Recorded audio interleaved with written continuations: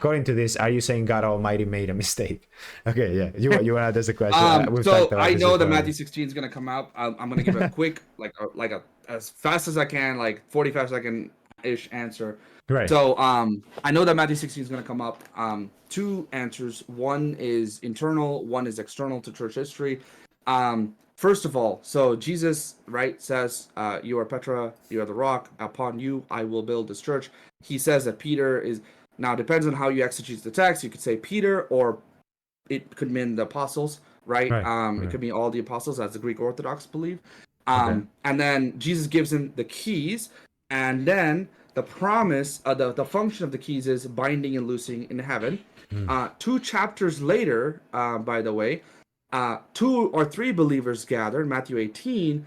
They are now able to bind and loose in heaven, so that authority that the keys give is extended to all believers in some sense, right? So then what is the function of the keys? Well, I believe it is as if, you remember when Moses was the head of Israel, he was essentially like over Israel, but then Joshua got the authority to go into the land, right? Just as Joshua got the authority to go into the land, Jesus was giving Peter the authority to go into the land, and that Jesus was Peter was the foundation of the church. Peter was.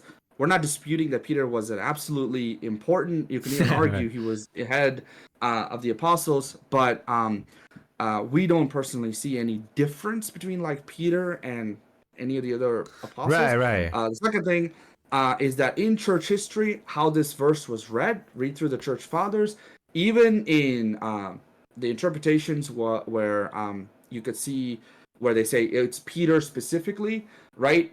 They kind of revert back to either Christ is the rock. That's the perspective church. But I'm not saying perspective church. Either Christ is the rock, and Peter was affirming Christ. All the apostles, it was given to Peter through Peter to the apostles, right? That was the perspective the church fathers held. And it was given to Peter functionally, but this idea that Peter would hand it down apostolically in the sense of a universal head of the church, that developed in the 5th and 6th century afterwards, after Pope Leo. And look this. I mean, you don't believe me, but look this up.